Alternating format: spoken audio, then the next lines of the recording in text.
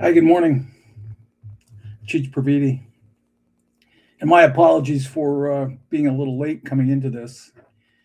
I'm learning as I go on how to use Restream. Today is Saturday, January 3rd.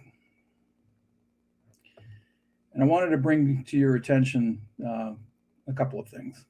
One of which we already know is what Trump did in Venezuela.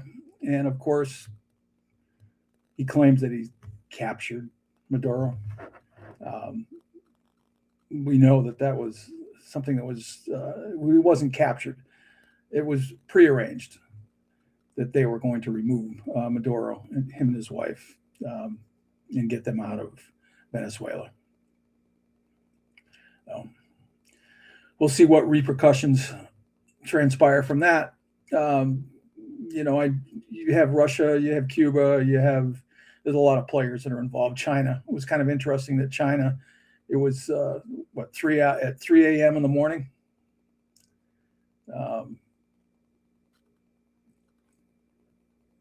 That this happened. China shows up, and not shortly after that, Maduro's out of the country. So, Kharkiv. Let's talk about Kharkiv real quick. Actually, it's not quick.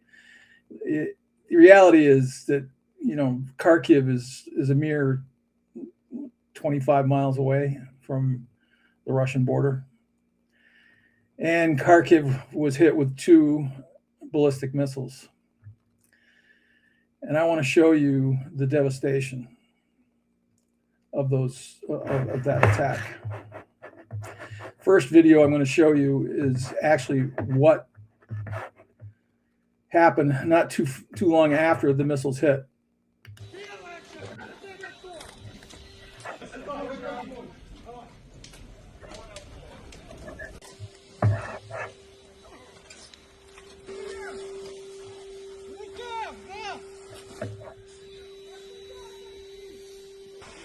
Difficult to watch.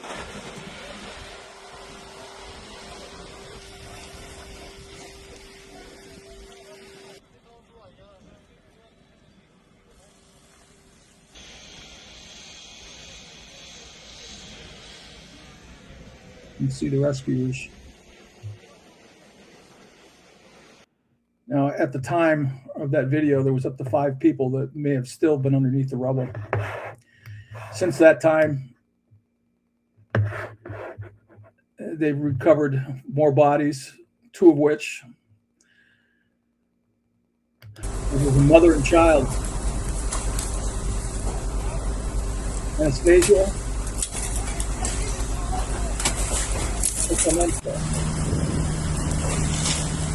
22 years old.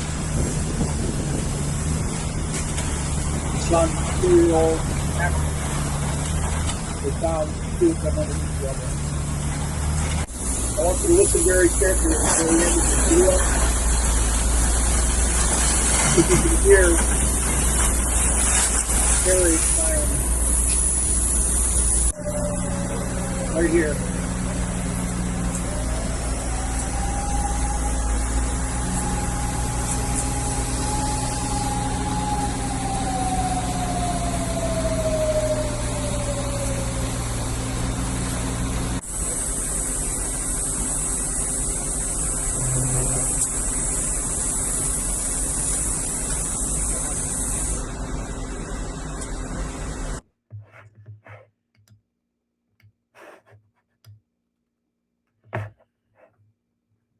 Mother and son that were killed in that attack.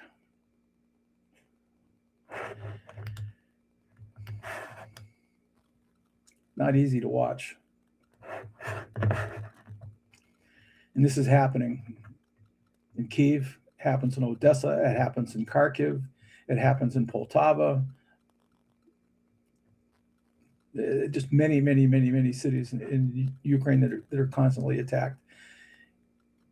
And Trump is giving Putin the green light. 2 weeks, Donnie. He's at it.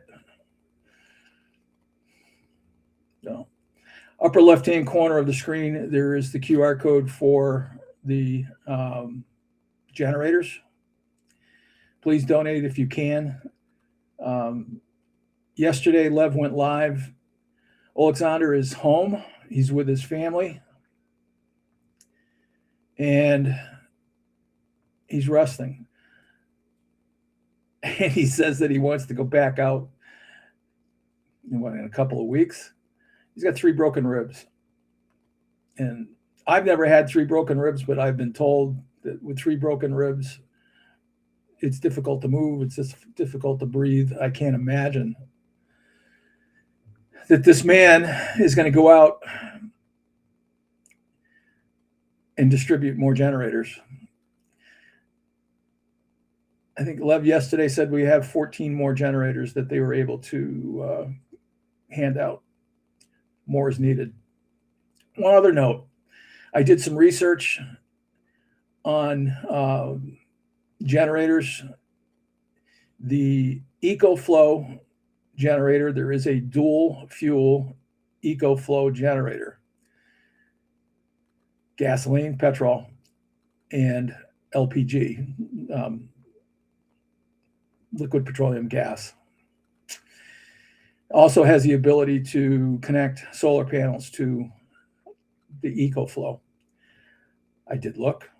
They're currently not available in Ukraine. So I'm hoping in the not too distant future, they're able to source that type of generator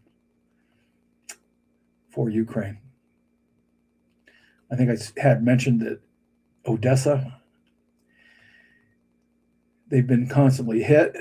There's energy facilities that are they're working very diligently to try to reattach to the network so that people have electricity. It is cold there. I spoke with my family. They're currently in Poltava. She'll be driving back to Odessa tomorrow. It's an 8-hour drive. And trust me when I tell you, that concerns me. However, it's the only way that we can get from point A to point B. But Odessa, they continue to hit the ports. The ports are where grains leave Odessa that feed the world. It's also where we get supplies that comes into Ukraine. So it's constantly used for trade purposes, not military. There are 2 bridges that cross over into Moldova. Those are operational. I pray that soon NATO will step in and guard the skies, especially in the Black Sea, because we're the Shahid, pardon me, I'm tripping over my tongue, but the missiles that come from the ballistic missiles, and also where the drones come from is from Crimea and parts a little bit south of Crimea. So it's important that NATO gets involved, and it needs to be sooner than later. It's to the point where now, what are their options? Now, I read an article that in eastern Poland, they've moved in like 47 Apache helicopters, attack helicopters. Now, these attack helicopters, they fly low to the ground, like 50 feet off the ground. Russians can't see them. They have no idea where they are.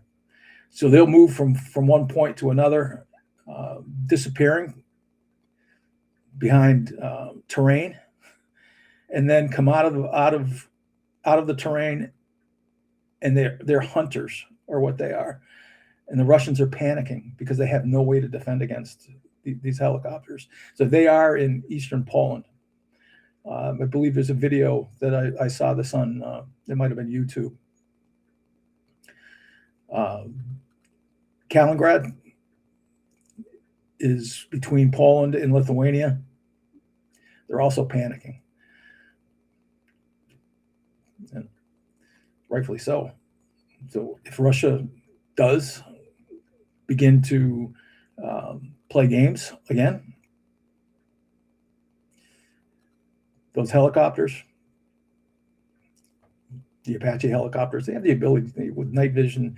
It's crazy for what they're able to do. They can take out artillery, take out tanks. Russia won't even know what hit them. So today, I believe Lev has his coffee and tea with Dean at 12 p.m. Eastern Standard Time. Hopefully we'll see all of you there. So if you can, please subscribe to Cheech. I don't like to self-promote. Subscribe to me, become a paid subscriber. I do donate my proceeds to Ukraine. Subscribe to Lev, become a paid subscriber. Also to our family, Substack family members. There are many of them that are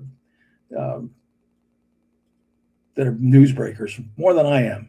And I'm not a newsbreaker. What I am is just a simple man. I believe there's a song by Leonard Skinner. All right. Enjoy your day. Saturday. Please stay focused, stay safe. And we'll see you next time.